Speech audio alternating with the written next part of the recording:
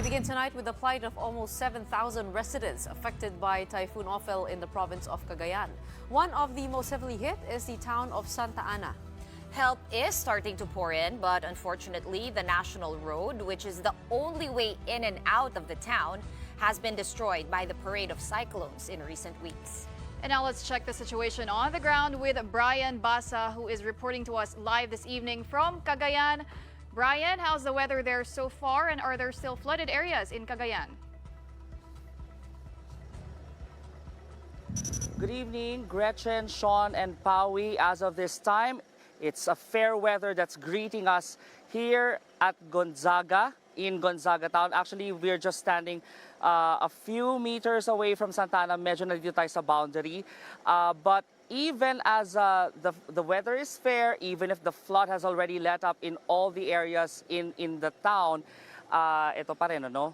We still see the signs of the destruction left by Typhoon Ophel in Cagayan province. Case in point, what's behind me are piles upon piles of soil. Our officials or personnel from DPWH, the Public Works Department, are working double time. They're working day and night to make sure that these piles upon piles of soil are being placed to fill the gaps left by eroded approaches or ramps of that destroyed portion of the national road. Kasi di ba, ang report natin earlier, I think the report was just last night, di ba?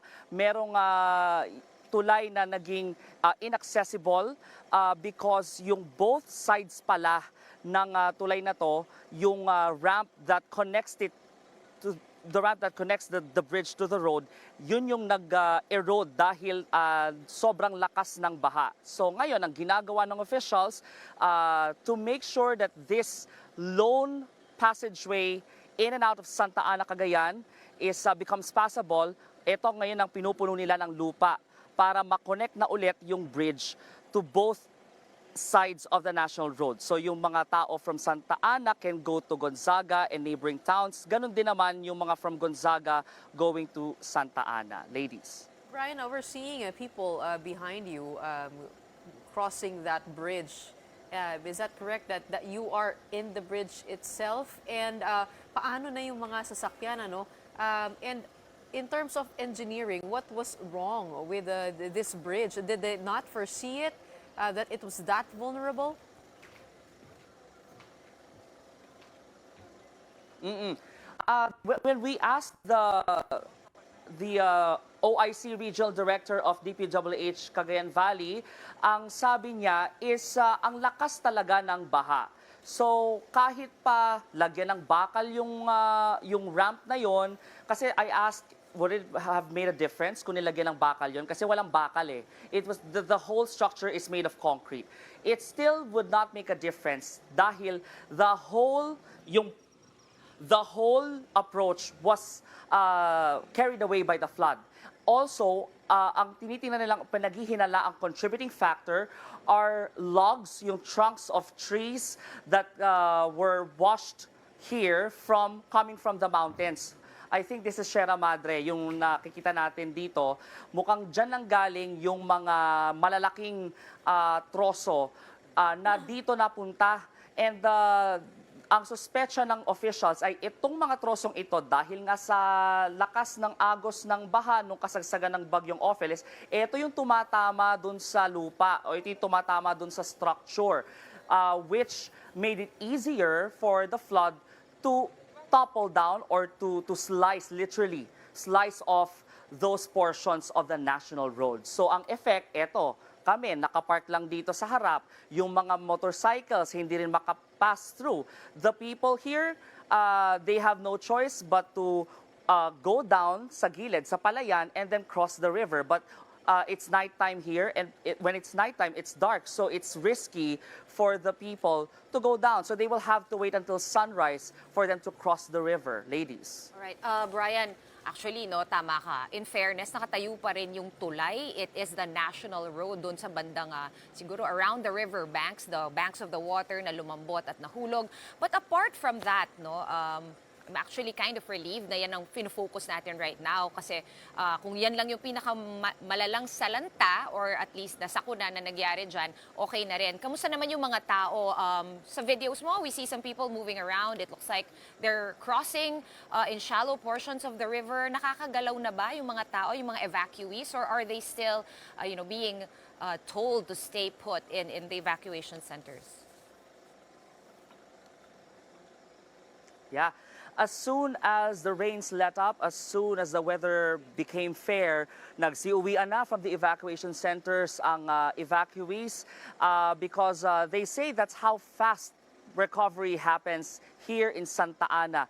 Kapag pagkatapos ng bagyo, pag umaraw na, agad bumabalik sa kani-kanilang mga pang-araw-araw na gawain yung mga tao because they are used to this kind of experience. They're used to having calamities pass through their town. So the expectation is they know what to do before, during, and after the storm. That's why you see here, medyo nahihiya lang yung mga kababayan natin, but yes, we see people who are standing by here on the bridge. They're saying hi to their loved ones. Nagvi-video call yung iba nakikimarites, nagkukwentuhan. So you see everyday activities happening here in Santa Ana.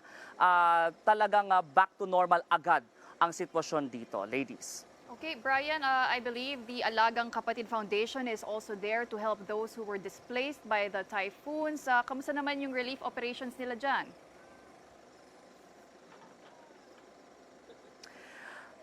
Alagang Kapatid Foundation has been consistent in its goal to reach as many towns in Cagayan as possible.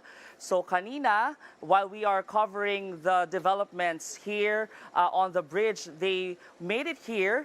O yun nga lang, sa other side, because we are here on the, yung papuntang Santa Ana side sila, yung pa Gonzaga side pa lang. What they did was they had to, carry the sacks of relief goods sa river. As in talagang isa-isa nilang binuhat yung mga sakong yan, napakabigat. So the good thing that they had volunteers from the Lyceum of Apari to help them kasi we recall that Alagang Kapatid Foundation has set up its base in Apari town so that mas madali nilang ma-penetrate yung ibang areas. They were able to hand out 200 packs here in Barangay Kasambalangan. That particular barangay has some of the most, parang yun yan yung pinakamaraming evacuees here in Santa Ana. It's a low-lying area kasi malapit sa coastal area. So we could see kanina yung happy faces nila because dumating ang tulong mula sa Alagang Kapatid Foundation. Ladies. Brian, we do know that there's still another one coming, Pepito, who is forecasted to be a super typhoon. Last I heard, it was probably going to make landfall in Aurora. How are people preparing over there for that?